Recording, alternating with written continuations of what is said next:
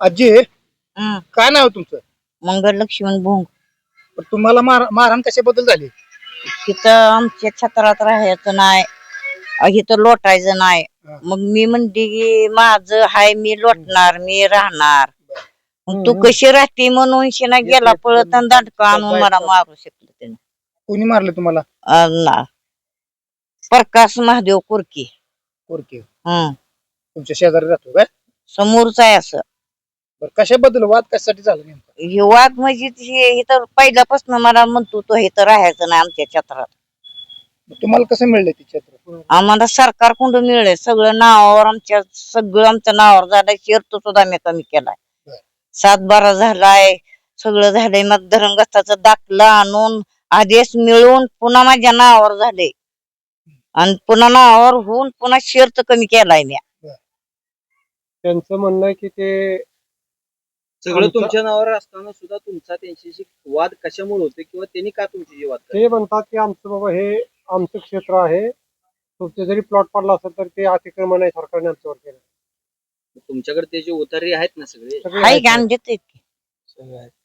बरं, याबद्दल काय पोलीस काय तक्रार वगैरे केली का? केली की जाऊन, कारण माझी आधी जाऊन तिथं तक्रार दिली की मी लाचबुकी केली, तिला जास्ती हाणलं नाही म्हणून. हे डोकं फुटलं की तुमचं? आणि 3 डोकं टाक पडले. 3 टाक पडलेत की. आणि ह्या पाटकाडाला ही सगळं कातडा आले काठीला, त्याच्या इळूचा दांडका या एवढं मोठं. ह्याबद्दल तुम्ही काय ह्यांना कशी मदत केली? मी ब्रह्मदेव ज्ञानदेव आरकिले, बरं का, मी ब्रह्मदेव ज्ञानदेव आरकिले पश्चिम महाराष्ट्राचा अध्यक्ष आहे. मी धरणग्रस्त संघटनेचा, शेतकरी सेना धरणग्रस्त संघटनेचा पश्चिम महाराष्ट्राचा अध्यक्ष आहे. तर मी सगळ्या धरणग्रस्ताला प्रयत्न करतो सहकार्य करण्यासाठी. तर ह्या म्हातारीला 75 साली कब्जा मिळून ती 75 पासून राहते. 7-12 तिच्या नावावर आहे. कोणत्या गावचा? सुगाव बोशे. आणि ती 75 पासून तिथं राहते. तिच्या नावावर 7-12 आहे. तिला मुलगा नाही, सून नाही, मालक नाही, कुणीही नाही, एकटीच आहे. आम्ही धरणग्रस्त तिला सहकार्य करतो. तर ह्यांचा काही संबंध नाही. आता मोजणी झाली आहे, मोजणी सुद्धा आमच्या हद्दीत आलंय.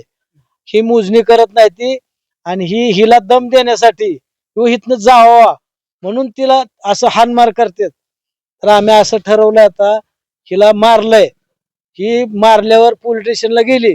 पोलीस स्टेशनच्या ही जायच्या अगोदर तिथं आरोपी गेले आणि त्यांनी सांगितलं आम्ही तिला काट्याने मारलंय, लाताने मारलंय.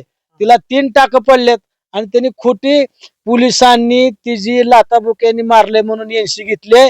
ही डोकं फुटलेलं, टाक पडलेलं त्यांनी काही घेतलं नाही. तर पोलिसांनी तिच्यावर अन्याय केलाय.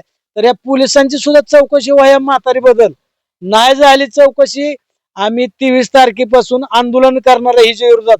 पोलिसांची नाही चौकशी झाली, हिला कसं मारलंय ह्याची पूर्ण चौकशी करावा आणि त्या पोलिसावर कारवाई करावा, कुणी हिची नोंद घेतली ती का. तर हिला कोण नाही म्हणून आम्ही सारखं चालू आहे, आमचा मिटिंगा चालू आहे. आम्ही प्रांत साहेबाला सांगितलंय, मोजणी आपली सांगितलंय, पुनर्वसन अधिकाऱ्याला सांगितलंय, अप्परला सांगितलंय. जर या पोलिसाची नाही चौकशी केली तर 23 तारखेपासून आम्ही 20 ते 30 लोक घेऊन या म्हातारी बरोबर प्रांत ऑफिसला आंदोलन करणार आहे, बेमुदत ठिय्या आंदोलन करणार आहे. तर ह्याची लवकरात लवकर चौकशी व्हावा आणि त्या पोलिसावर आधी कारवाई व्हावा. इतकं म्हातारी वयस्कर म्हातारीला मारलंय आणि पुन्हा ती पोलीस म्हणतो तुला काहीच मारलं नाही म्हणून तिला हाकलून लावलं माघारी. एनसी नोंदवून घेतली, त्याला लाथबुक्याने मारले म्हणून.